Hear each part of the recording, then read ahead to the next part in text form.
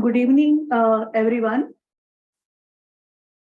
We welcome you all to our webinar, which we will be doing it for the discipline of endocrinology today. Just to apprise you about the standard treatment workflows.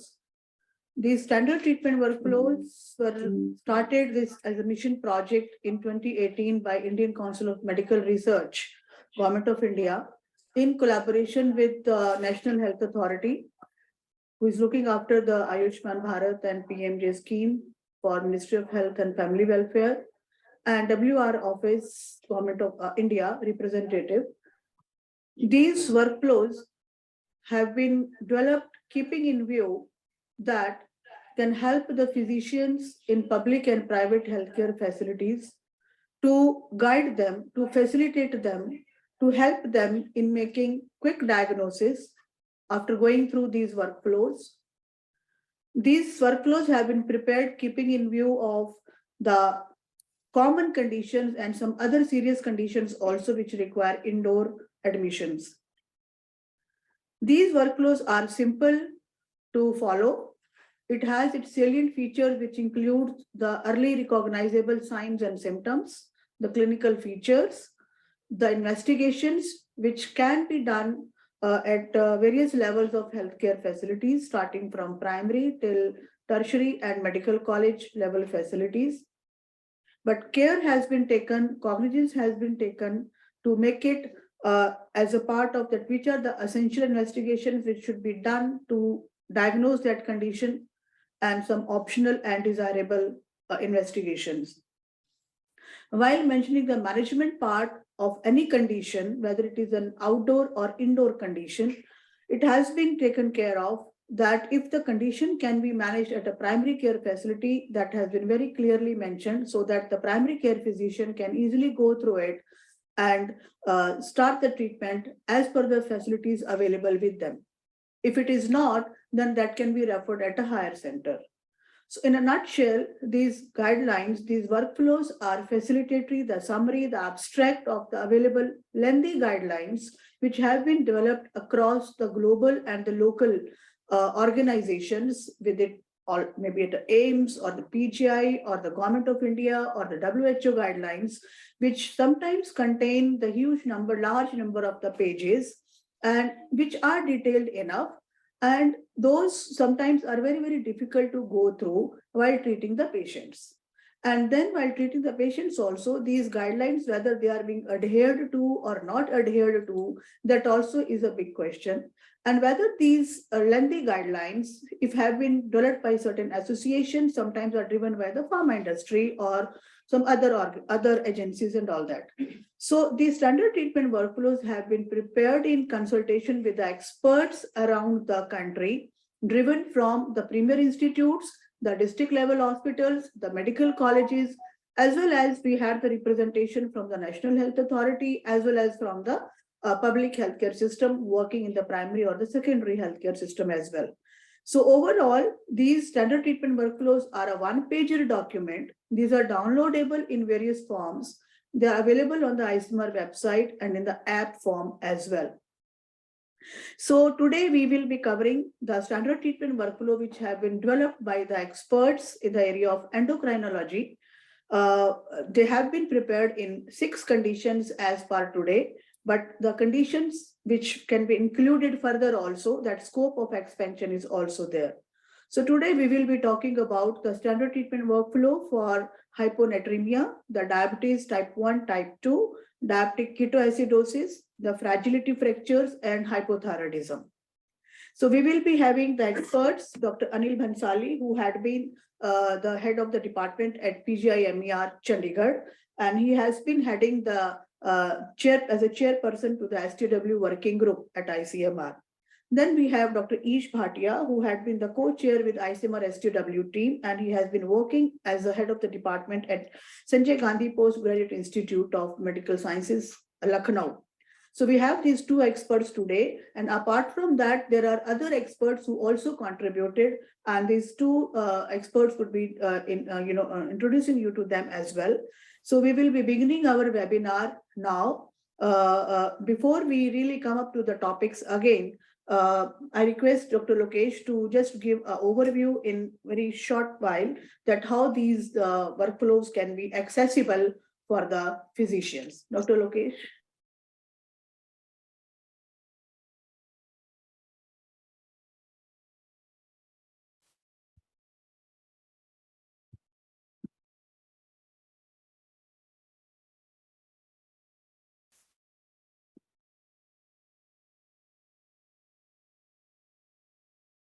Good evening, everyone. Now we will see the how to access the standard treatment workflow.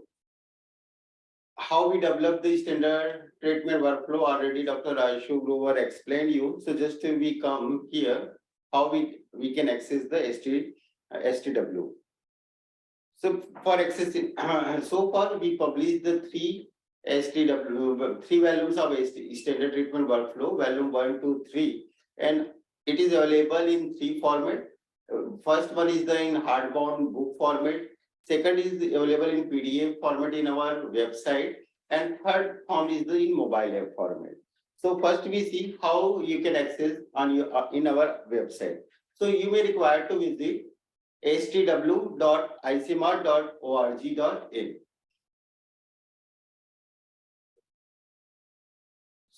So just here I display our website. It is stw.icmr.org.in. It is our home page. When you go the home page, all specialties are listed here. Where you require to click any one of that specialty, and then that particular page will open. First, PDF will provide you all the condition of that particular specialty. For endocrinology, you can see the all the available conditions are available on single PDF. So you can access specialty wise single PDF, and that PDF having the all the condition related to that specialty. Apart from that, we also arrange condition wise PDF. So if you may require, you can download each condition separately, and further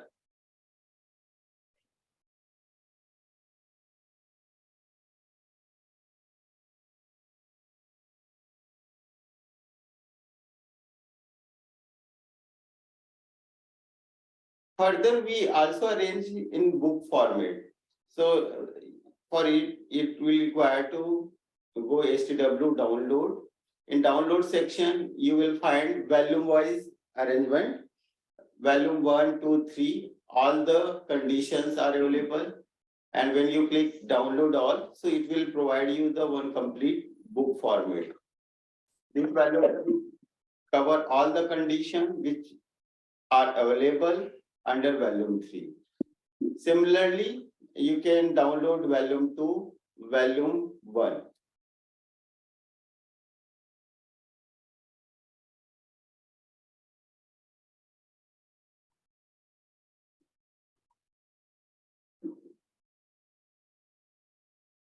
And top of this page, also the QR code for accessing the mobile app is also available. This is the fourth webinar. Apart from that, we already conducted 3 webinars. All the webinar video recording of the previous webinar is available in our video gallery section. And forthcoming webinar is also available at our announcement section. Now we come how to access the mobile app. So as I shown you, QR code is duly available at our website. So just you require to scan the QR code. Mobile app is available in two formats. First is Android and second is the iOS. If you are using Apple, then you may scan Apple Store QR code. If you are using Android phone, then you can scan the Google Play QR code. So just go for QR code. It is mostly available in our mobile phone. Scan QR. It will show you the standard treatment workflow download page. So just go and download it. After downloading, STW will install on your system, on your mobile, and STW icon will be appear on your mobile. Just touch it, then STW will be open on your mobile. So these are the introductory page. Then to enter the app, just click enter. All these facilities are listed here. As per your requirement, just touch any specialty to see the all the condition. Like here, diabetes type 1, type 2, and other conditions are listed. Again, touch any specific condition. Then you can scroll the all the feature of STW on your mobile app. On your mobile. So it will display one by one from beginning to end.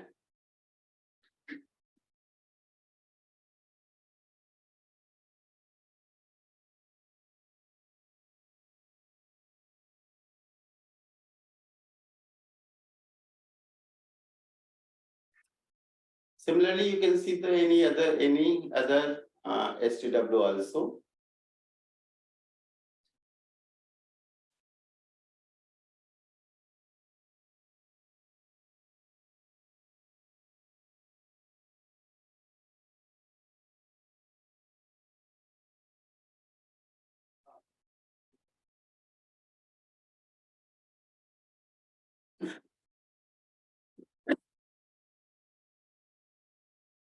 Um,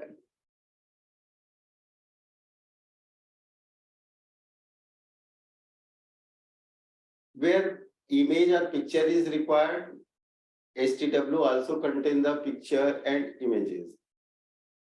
And in mobile app, enlargement or zooming facilities also available. Some STW contain algorithms or flow chart. So zooming facility for particular algorithm or flow chart is also available. Suppose I want to enlarge, for example, in this STW, we have the one diagnostic algorithm. So when I click just in a diagnostic algorithm, it will be available in large format.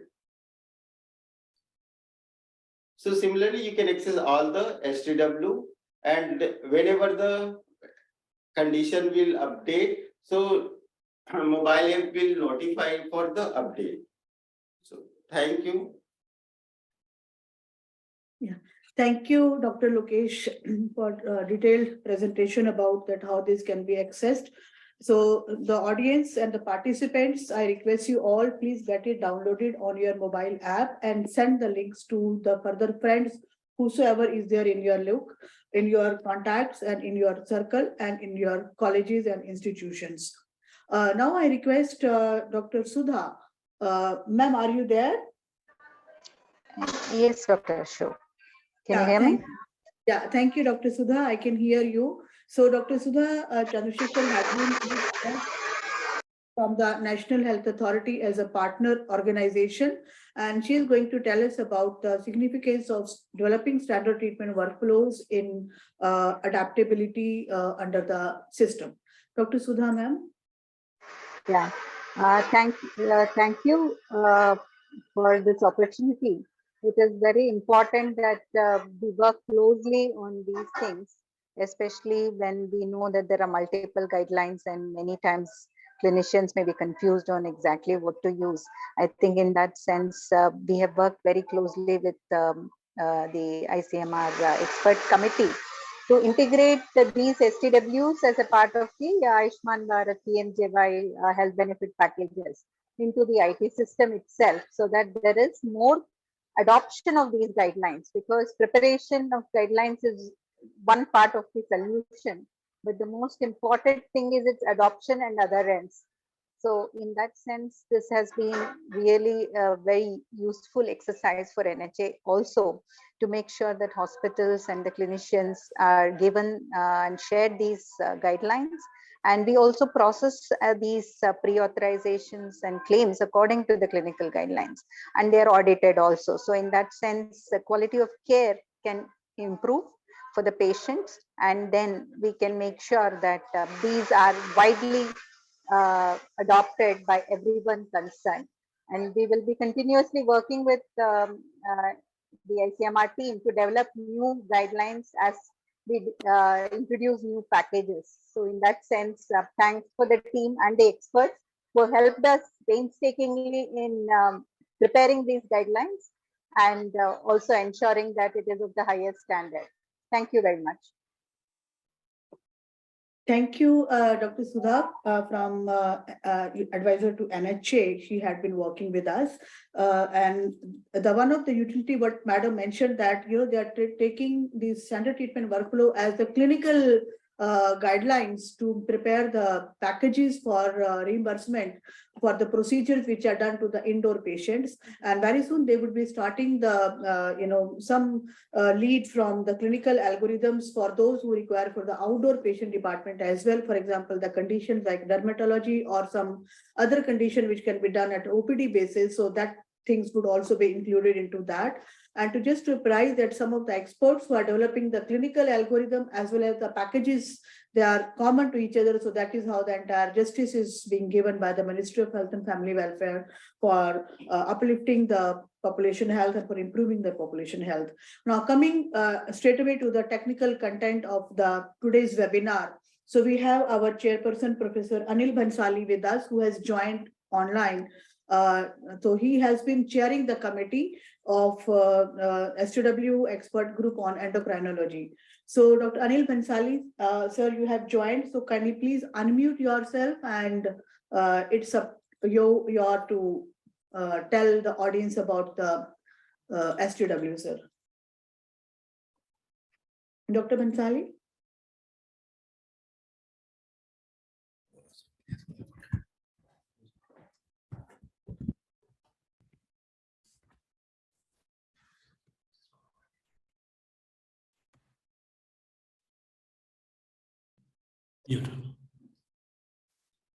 Hello.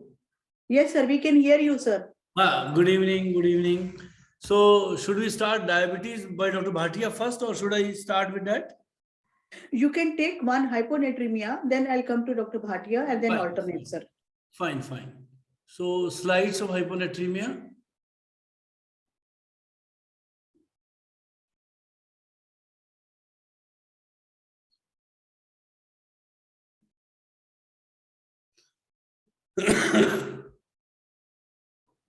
चाय के लिए बोलता हूँ।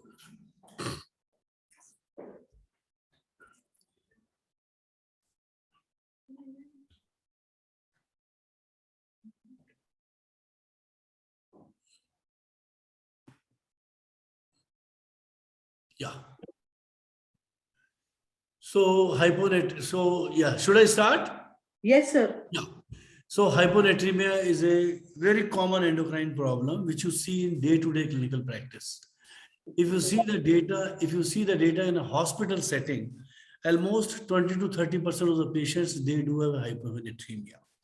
If you see in an ICU setting, the figure is something around 30 to 40%, and particularly seen in elderly individuals.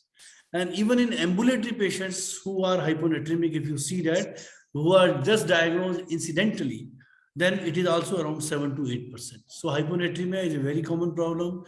It's a problem with the elderly people and problem at least in hospitalized settings or in ICU settings.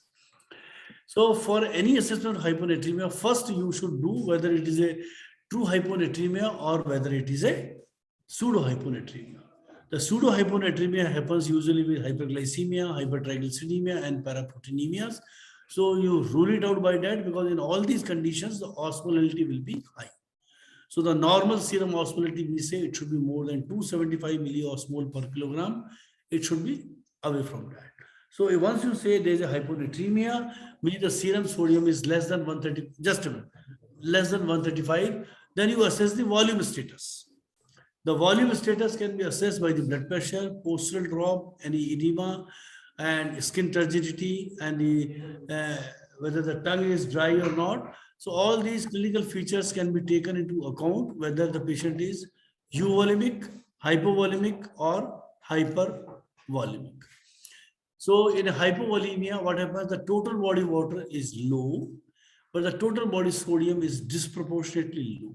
So this is usually happens in a setting when you have got a loss of sodium into the urine. So which may be either renal loss or which may be extrarenal loss. The further test to differentiate the etiology of hypovolemia is the urinary sodium. If the urinary sodium is more than 20, then you think of a renal causes, particularly diuretic excess, mineralocorticoid deficiency, salt losing deficiency, and ketonuria, osmotic diuresis, and cerebral salt wasting syndrome. But if the urine sodium is low, so I think we require only volume status and the urinary sodium. If you have even these two tests can at least help us in making a diagnosis and differential diagnosis. If the urine sodium is less than 20 and patient is having a features of hypovolemia, then you think of extrarenal losses, which will be vomiting, diarrhea, or burn, pancreatitis, or trauma. Then the second is euvolemic. Euvolemic is at least, it's very common, and euvolemic contributes around 50% of the patients with hyponatremia. Here the urinary sodium is characteristically more than 20. And why the urinary sodium is high? This is mainly because of the fact that because of the hypervolemia, because they do have also volume access that leads to inhibition of RAS. And secondly, there is an increase in ANP activity. So the increase in ANP leads to more urinary sodium wasting. So the characteristic feature of euvolemic hyponatremia is urinary sodium more than 20. So which is usually with glucocorticoid deficiency, hypothyroidism, stress, drugs, and SIADH. So whenever you find that there is a hyponatremia, patient is euvolemic by volume status, and urinary sodium is more than 20, rule out glucocorticoid deficiency and hypothyroidism. If they are ruled out, then the most important cause is SIADH. Then, yes. Just, yes. On my right side. Yeah. Then we have got a hypervolemic state. The hypervolemic usually we see with a congestive cardiac failure, nephrotic syndrome, and chronic liver disease. If the urinary sodium is more than 20, it's a renal failure. If urinary sodium is less than 20, then cirrhosis, cardiac failure, and should be considered. Then the treatment. Yeah. So in a treatment, what we should do? If hyponatremia is severe, regardless of whether it is euvolemic, hypervolemic, or hypovolemic, you should immediately correct. So, yeah, the patient may have a CNS manifestation in the form of vomiting, seizures, obtundation, coma, or they may go into respiratory distress. And the major reason is that because of the hyponatremia, because severe hyponatremia, they develop usually cerebral edema. And if you don't treat, they will have a cerebral herniation. So then you decide the duration. Duration is if it is less than 48 hours, then it is acute. And if it is more than 48 hours, then it is chronic. If the serum sodium is more than 125, but it is not a severe, then significant sequelae is likely to be chronic. Chronic we define more than 48 hours, acute we define less than 48 hours, and the treatment in this scenario is the hypertonic saline 3%, 1 to 2 ml, 2 ml per kg per hour until you reach a sodium target around 4 to 6 millimole. 4 to 6 millimole. And this usually helps in correction of the hyponatremia. In a chronic, more than 48 hours, you can do a correction with 3% saline. However, the rate here is slow 0.5 to 1 ml per kg per hour. So serum sodium, if it is less than 125 or there is severe hyponatremia, then the major concern is to correct it and to correct it faster to reduce the cerebral herniation. And if it is less than 48 hours, then the dose is higher. If it is more than 48 hours, the dose is lower. If it is a chronic hyponatremia, then urgent intervention is unnecessary. And in this situation, if you can cause this, you will lead to unnecessarily osmotic demyelination syndrome. So here you assess the extracellular fluid volume and restrict fluid intake to 500 to 1000. So one is a fluid restriction. You can give an oral salt supplementation. You can use diuretics. That will also be taken care by that. And particularly don't use thiazides. Use mainly the loop diuretics, which will lead to water loss without sodium loss. So if it is a hypervolemic, then you take it care by the water restriction, sodium supplementation, and by the your sodium supplementation, and you can also take care by the another drug which is used is Veptans. The Veptans here I have not mentioned here, but the Veptans can also be used particularly in a hypervolemic heart failure, especially when the cause is cirrhosis or a congestive cardiac failure. In the euvolemic hyponatremia, if there is no response with fluid restriction and the sodium supplementation, then again you can use Veptans in that scenario. In a hypovolemic hyponatremia, the answer is give fluids, and even if you give a normal saline, it will be retained into the extracellular space, and it will also prevent the cerebral edema. So, and the sodium will stay into the extracellular volume space. So, I think the treatment, as the name says, hypovolemia, replace with saline. Hypervolemic, give a diuresis and fluid restriction. Euvolemic, because they also have a more water retention. Again, you do a water restriction and sodium supplementation. Veptans are contraindicated in hypovolemic, but they are useful in this. But the Veptans should not be continued for more than 4 weeks because they may lead to transaminitis.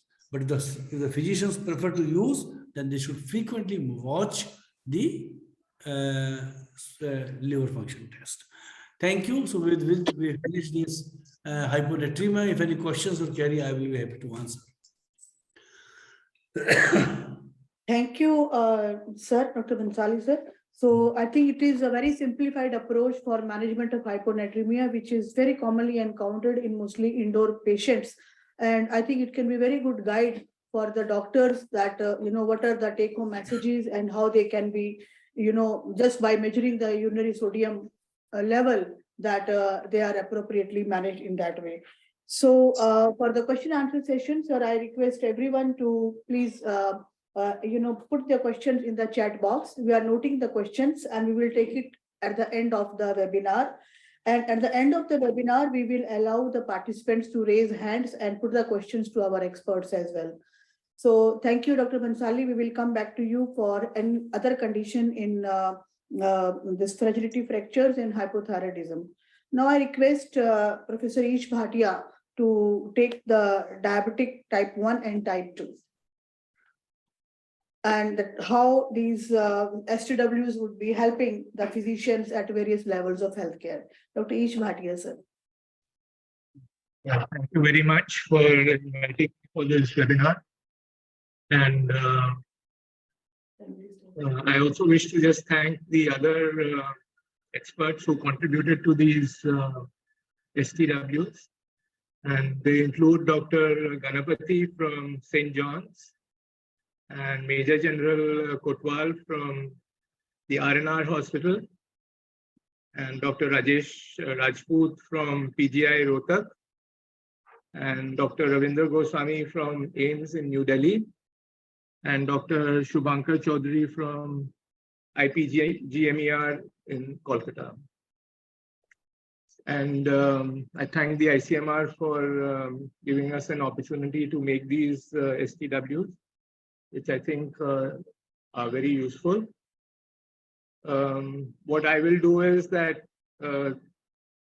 each of these topics, type 1 diabetes, type 2 diabetes, and diabetic ketoacidosis, the 3 topics are actually quite long and take fair amount of time to complete. So I will go through them in brief, and then if there are any questions, then they can be asked in the end.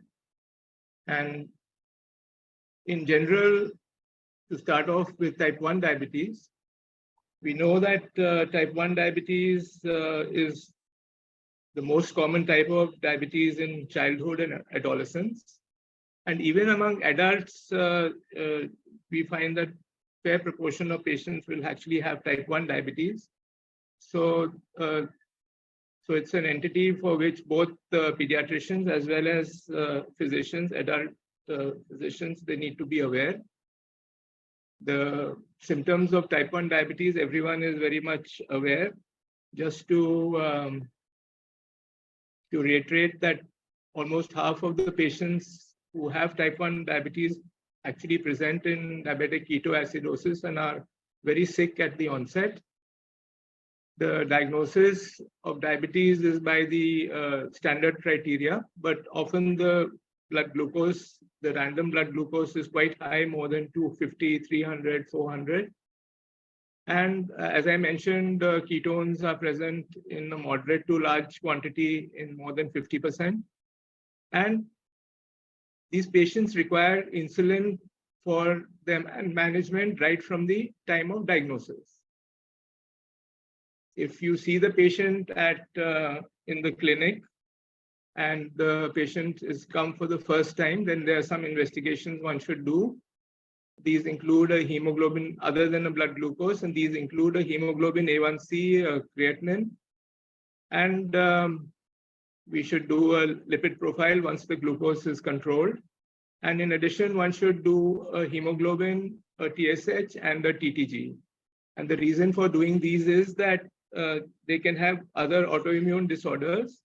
For example, they can have parietal cell antibodies leading to pernicious anemia. They can have autoimmune hypothyroidism with elevated TSH, and they can have celiac disease. And so these will help to pick them up. So at onset, these tests should be done. Can you go down a little bit, please?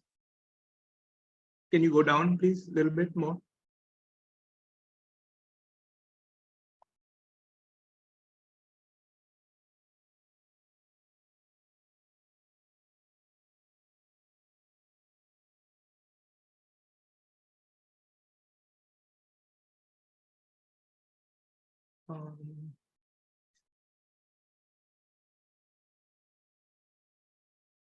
Okay, so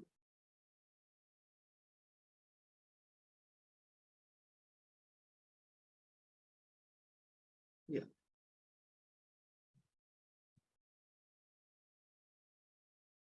The ambulatory management includes 3 or 4 different things. Most important is nutrition and exercise. This should be explained carefully to the family. And usually we try to give diet which is balanced and is divided throughout the day. Regular exercise should be emphasized. And it is very important right at the start to give a lot of good education to the family, and if the patient is an adolescent or an adult, to also educate the patient, because that is what is going to help the patient and the family in the long run. And one should tell them the importance of glucose monitoring, because everyone gives insulin, talks about insulin, but actually monitoring glucose and proper diet, these two are equally important as much as insulin. So one should monitor blood sugars at least 3 times a day before meals. And if at all feasible, at least a couple of times in the week, one should monitor the blood glucose even after the meals. And there are some, I will tell you what the targets are. A pre-meal should be between 80 and 130. And a post-meal should be approximately between 120 to 180, but this can change in different circumstances.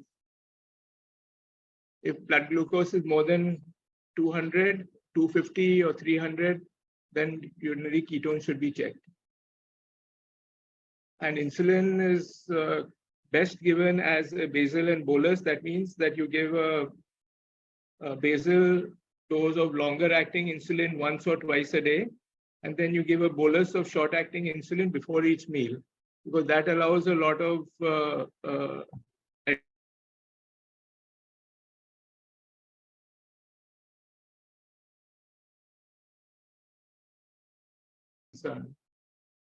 and the insulin dose needs to be adjusted, and this advice can be given to the patients.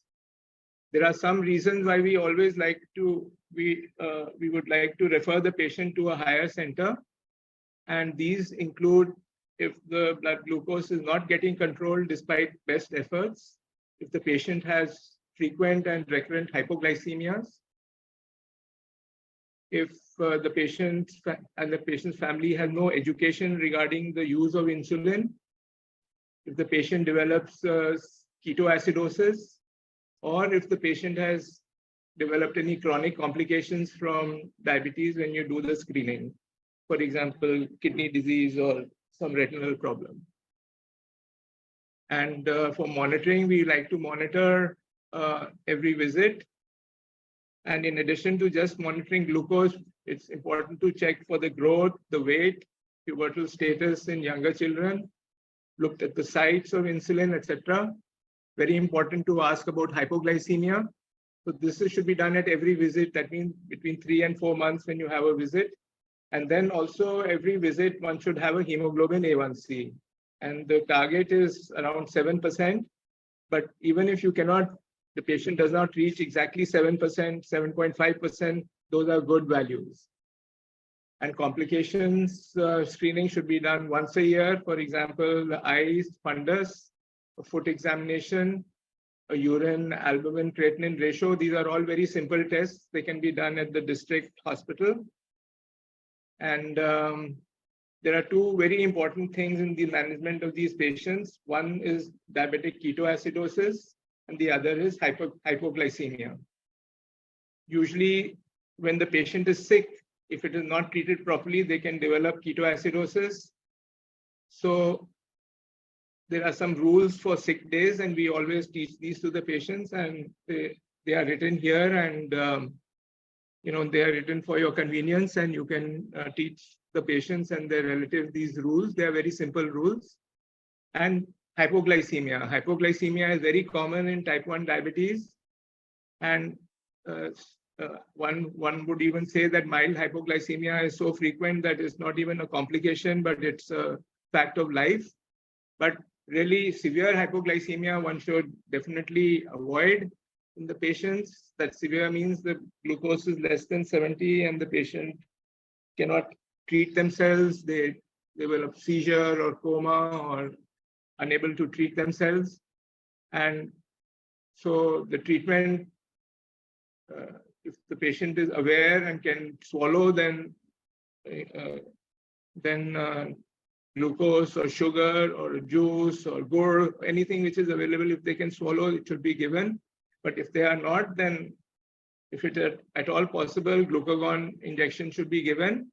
If neither is available, if the glucagon is not available, then the patient should be taken to the hospital or the clinic so that they can get intravenous glucose. So this is as far as management of diabetic ketoacidosis. There is another STW, and I will just tell about that in brief a little later. Okay, so I can continue with just in brief about diabetic ketoacidosis, because let me just say from the start that I feel that diabetic ketoacidosis is best treated at the level of a district hospital, and if there is not been able to control there within 24 to 48 hours, then they should send it to an higher hospital, a higher center, which is having an endocrinologist and an expert in this. So diabetic ketoacidosis is a very severe complication of type 1 diabetes. It very rarely occurs in type 2 diabetes, but it can occur if there is very severe sepsis or a lot of severe stress. And the presentation can be with abdominal pain, vomiting, labored breathing, altered sensorium. There's a varied amount of different presentation.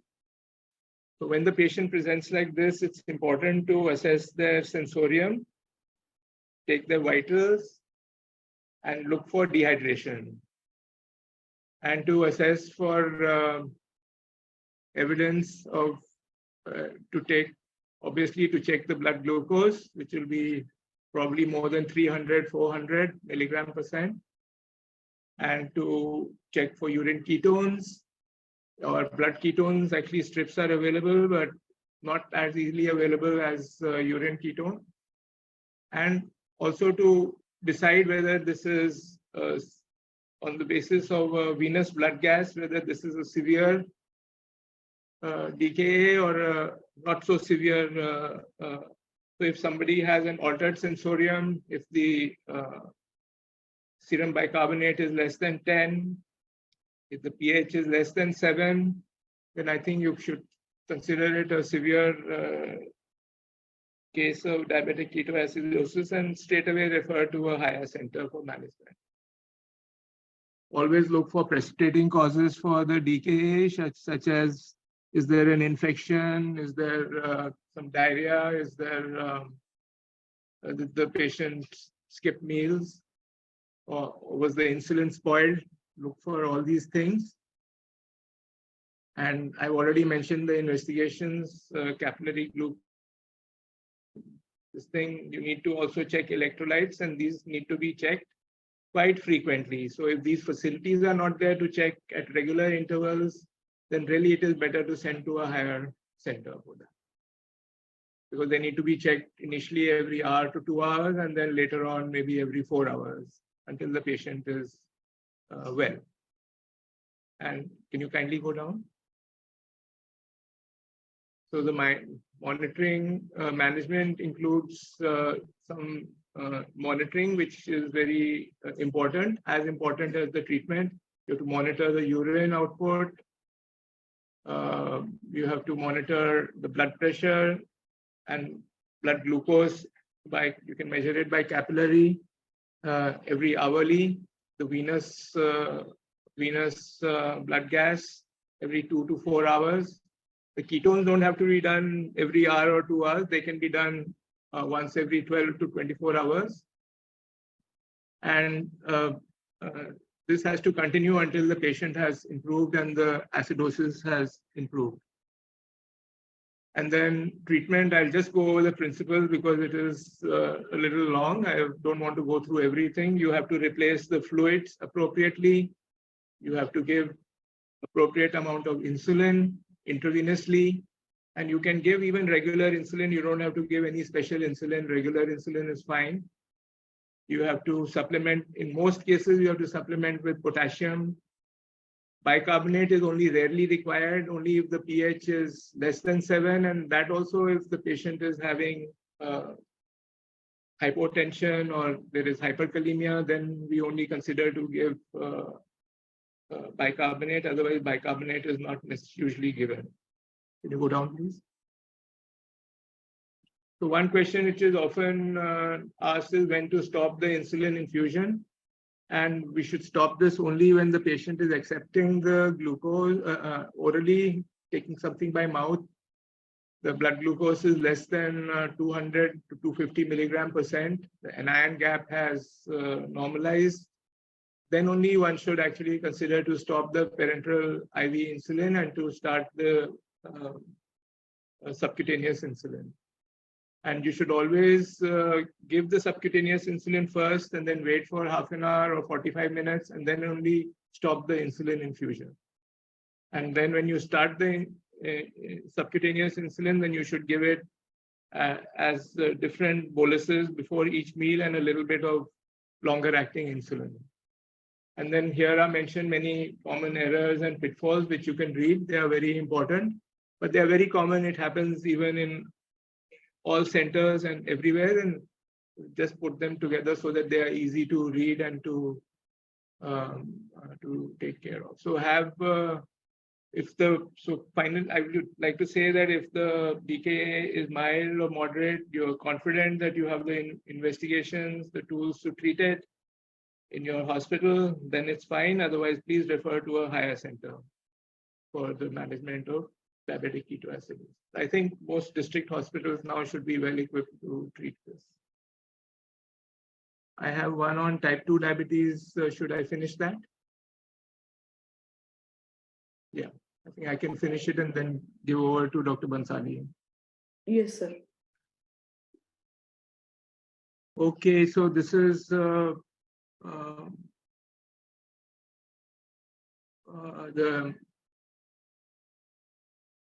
This is the workflow for type 2 diabetes. I'll go through it quickly as you're familiar with it. Just to note that large proportion of patients may be asymptomatic, and the other symptoms they present with, everybody is familiar. The diagnosis is the standard diagnosis that WHO or the American Diabetes Association criteria for the diagnosis of diabetes. I would just like to say that be careful with A1C values. A1Cs are now done at every small laboratory, and they're not necessarily always done properly.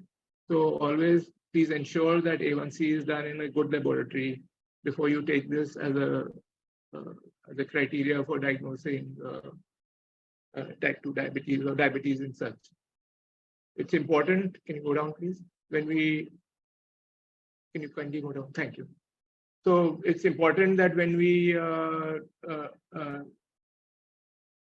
assess for type 2 diabetes, that we should also assess for the many comorbidities which are associated with it, which include hypertension, hyperlipidemias, coronary artery disease, renal impairment. And so, and for the complications of diabetes, which may be present right at the time of the presentation.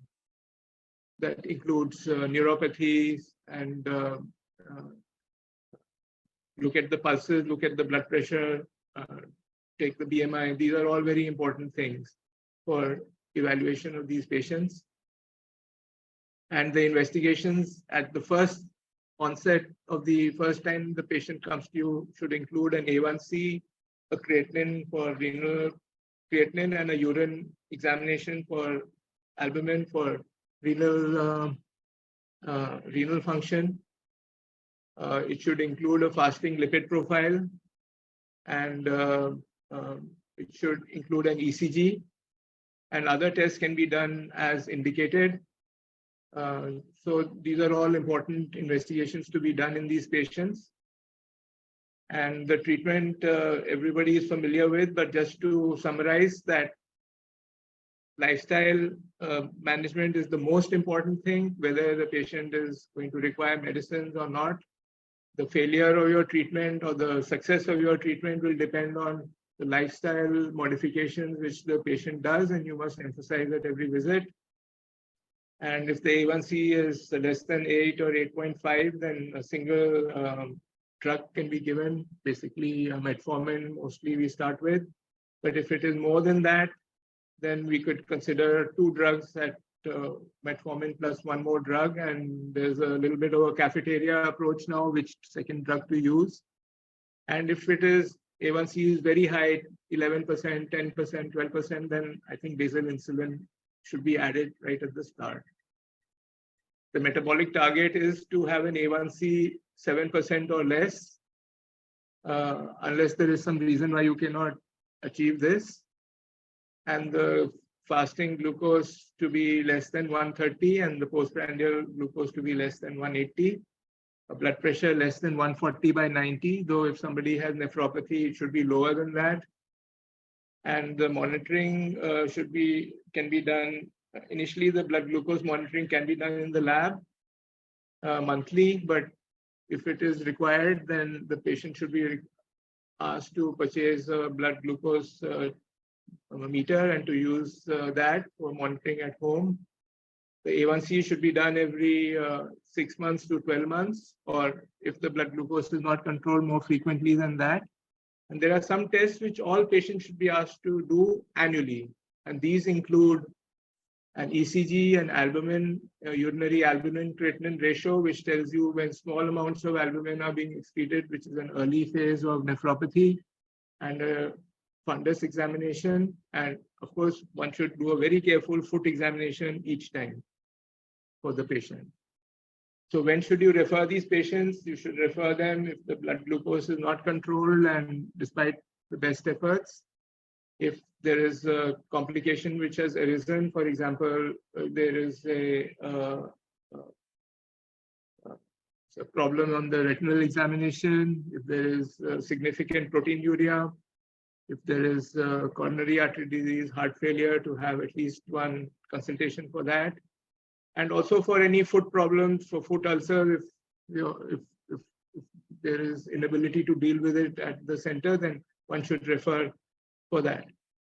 And the last part is about, is a little different. It's for screening for diabetes, and the recommendation is that if the patient is obese or overweight and they have any risk factors, then there are many risk factors which are noted here, which you can read. For example, the relative with diabetes, hypertension, elevated triglyceride, PCO, many things are there. All of these, if they are there, you should consider to start screening them at the age of 30 or 35. And if the screening is normal, to repeat the screening every 3 years. Similarly, if a adult presents with illness, he's polyuric, or he has a heart problem, infections, non-healing ulcers, on steroids, then we should always check their blood glucose carefully. And I will not take pregnancy, because pregnancy is a different topic. And but pregnancy, now the recommendation is that in the first trimester itself, one should screen once the fasting and the A1C, and in case they are abnormal, then the patient should be considered to have a pre-existing diabetes. And then in case they should be treated accordingly. Otherwise, the blood glucose should be tested in all patients after the 24th to 28th. So I think I'll end it there, and I'll give it over to Dr. Bhansali. Thank you.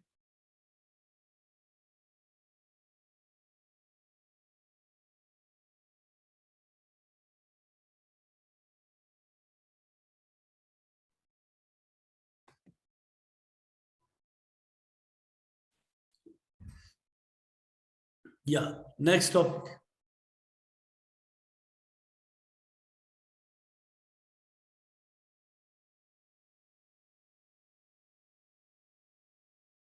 Next topic.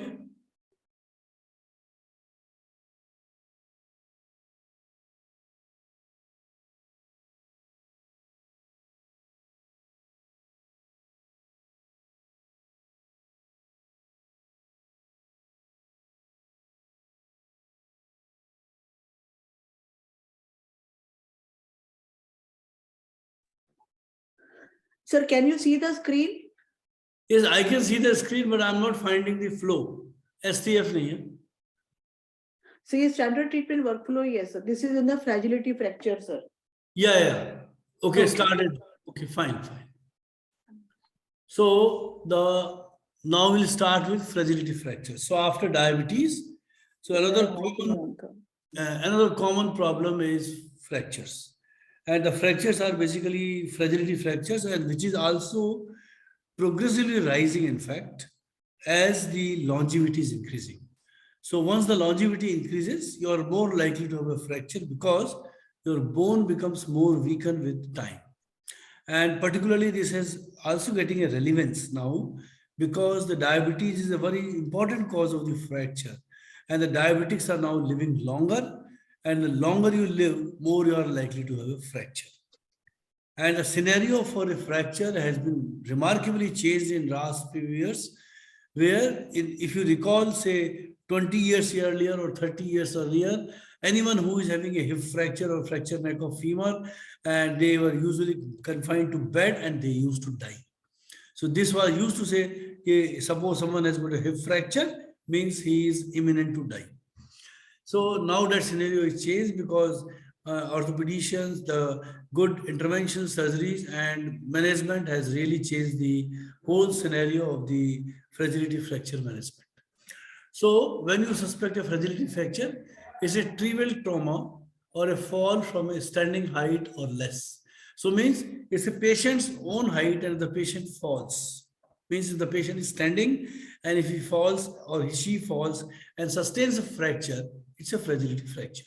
So means if you are falling from your own height, you should ideally, whatever pressure may be, you should ideally should not sustain a fracture. Yes. I think just keep it up, down.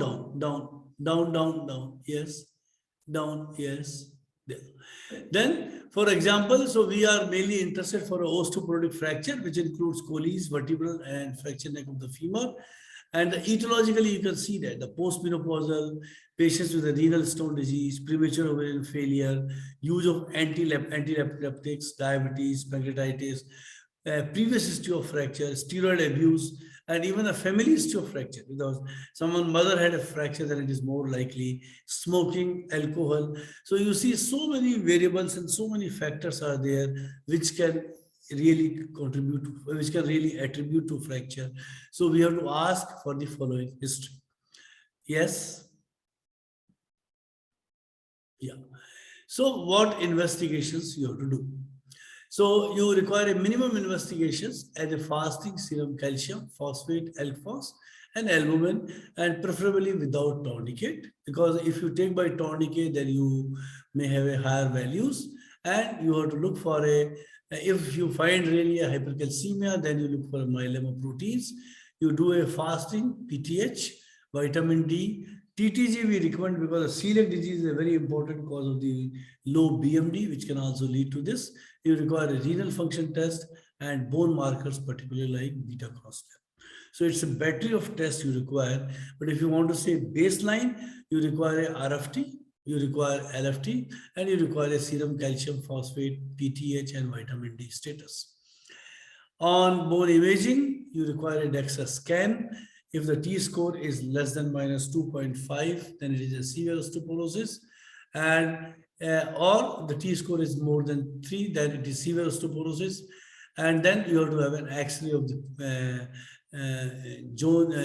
those who are below 50 or premenopausal women, you use the G-score, and you may require an X-ray of the lumbar spine, pelvis, or skull, both hands, particularly if you are having a hyperpara. The fracture neck of the femur, like you see in this X-ray, one. Secondly, you see the vertebral fractures, the L4 osteoporotic fracture, and you see the systemic scan for the parathyroid adenoma. So it all depends upon the calcium profile is invariably normal in patients with osteoporotic fractures. It is with the primary hyperpara, the most important differential diagnosis, or if it is some malignancy related, then you can have again hypercalcemia. You have to rule out that. So how to treat? Resuscitate the patients if needed, and you stabilize the fracture.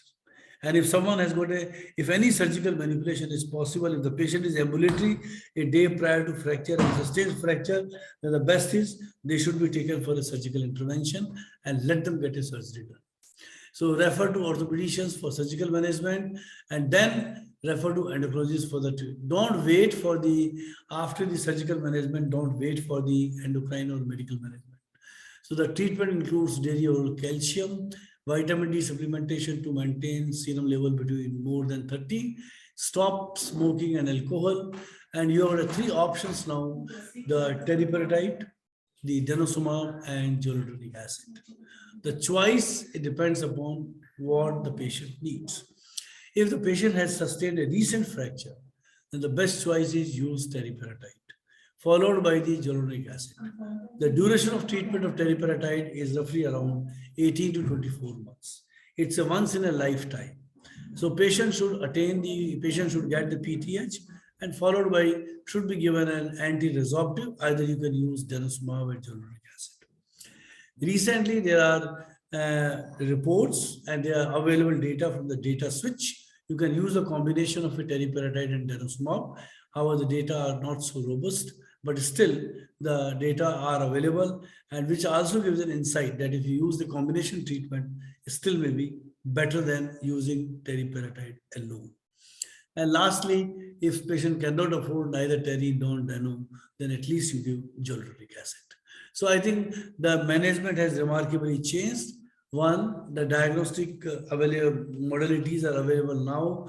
DEXA scan is available at most of the places. Biochemistry is available at most of the places. So the fragility fracture, which used to be a cause of a major morbidity and mortality, I think is remarkably, I think, reduced with the available facilities. The next treatment flow is hypothyroidism.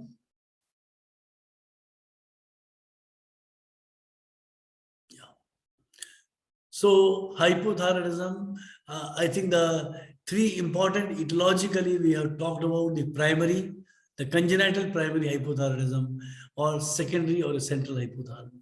In a primary hypothyroidism, in a congenital or in a secondary, there are some differences in symptoms, but mainly it is because of the TSH, which is responsible for the manifestations of mixed edematous manifestation, and particularly the severe low T4 levels contributes to so many manifestations in primary hypothyroidism. So these are all mentioned here. In a congenital hypothyroidism, the newborn screening is ideal. Unfortunately, in our country, we don't have a newborn screening. Only the benefits is yielded by those who are born in hospitals, and particularly in the larger hospitals. Even in a smaller hospitals, at district hospitals or this, however, many hospitals, there are T3, T4, TSS facilities are available, but still it is not practicable. Ideally should be practiced. And the manifestations in a child may be they may be a post-gestational, they may have a hypotonia, inactivity in gestation, gestation may be more than 42 weeks, birth weight may be more than 4 kg, they may be having a hypothermia, umbilical hernia, and open posterior frontal may be open. In a secondary, the symptoms are very mild because the TSH is not here, and you can have a multiple pituitary hormone deficiency as expected. Then there is a Belvig score for diagnosis of hypothyroidism, which is mentioned here. If the score is more than 6 points, it is hypothyroid. If it is less than 2 points, it is likely to be euthyroid. The rest is gray zone. So how does one confirm? In a primary hypothyroidism, test to be ordered are TSH and total T4. And you can do FT4, but the assay is difficult, and most of the laboratories, they do T4, so best is get a T4. So in the overt hypothyroidism, TSH is elevated with a low of T4. In subclinical, the TSH is elevated with normal free T4 and T4. The test is to be ordered after 72 hours because you have a neonatal surge. After that, the TSH and T4 settles down. And TSH, if it is more than 30 and T4 is less than 10th centile, then confirmatory. Then TSH, if it is more than 9 and FT4.6 nanogram per ml, then you should reconfirm it back. In a central hypothyroidism, TSH is low, T4 is also low, and you can do the other pituitary hormone profile, and you can require the imaging of the cell. Treatment is levothyroxine. Standard dose is 1.6 to 1.8 microgram per kg. Start with a low dose in elderly population, those who have already very severe hypothyroidism. In congenital hypothyroidism, start with a dose of 10 to 15 microgram. Secondary, again, require a lesser doses. They may require a support of glucocorticoids. How should the patient be followed? In a titrated based on TSS levels, as we know that the TSS increases with age. In a middle-aged patients, keep it around 3. In a younger patients, keep it around 1 to 2.5. In elderly, even say 70-year-old, we can keep even up to 6. In a children, the titration is based on free T4 level and TSH. The target T4 is 10 to 16, and target TSH is 0.5 to T. Initially, you can follow up at 2 to 4 weeks. Later on, you increase to the frequency, decrease the frequency to once in 3 months. Central, you support with the free T4 by T4 levels as the monitoring is done. You can do once in 3 to 6 months. So I think easiest to treat, but only thing is that the diagnosis has to be suspected and diagnosis has to be established. Thank you. If any question, answers, or comments, we will be happy to answer.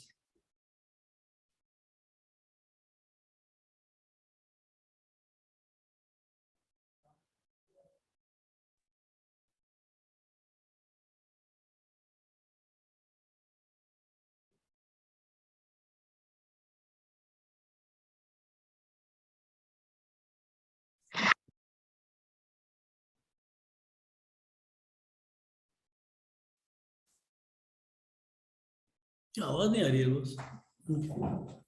Oh, sorry. I was muted, sorry. What is the role of hypertonic saline bolus administration in correction of acute hyponatremia? Yes. So there are some studies where they have given a multiple boluses. 3 boluses are that study they use. So you can use a 3 boluses of hypertonic saline, and particularly when there's an acute hyponatremia, serum sodium is less than 125 and the duration is less than 48 hours. So there is some studies have shown there's improvement in that, but however, it is not commonly practiced. Now the session is open for the question answers. If there are any questions, please raise hands or put them into the chat box. Have you allowed everyone?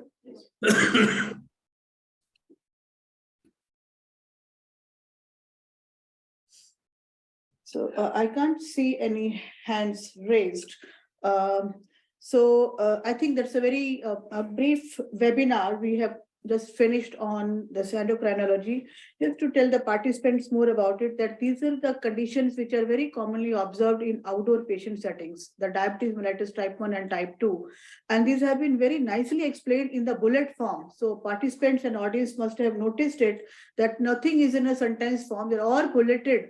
So they can be very easily gone through. And, what could the common errors which are usually made by the physicians while treating such patients? The monitoring is a box, there is an evaluation box, there is a referral box. So whatever things they want to, see that management of these 3 or 6 or many conditions, they can be very easily, treatable. So as he said, Dr. Eesh Bhatia said, the diabetic ketoacidosis is the condition which is very easily manageable at a district level hospitals. So why are we, rushing the medical colleges and the tertiary super specialty hospitals for even managing our diabetic ketoacidosis, a common condition like type 1 and type 2? So my, again, suggestion and request to all the participants today would be to get them downloaded, get them implemented into their hospitals, whatever settings they are working into it. And if there are faculty members from the medical colleges or research institutions, you can ask the PG students and the UG students also to put them on use. And there were one-pager document with the bullet form, with the downloadable app form, so they can be easily administered. So I thank the chairperson, Dr. Anil Bhansali and Dr. Eesh Bhatia. Besides them, I would like to put on record Dr. Ganpati, Dr. Kotwal, Dr. Rajput, Dr. Goswami, Dr. Subhankar, and Dr. V. Mohan, who had been part of the expert committee to take us through this journey of developing standard treatment workflow. We continue working with you, both of you, sir, the entire team, and look forward for it, sir. Thank you so much. Thank you. Thank you. Thank you. Thank you. Good night. Thank you, sir. Thank you.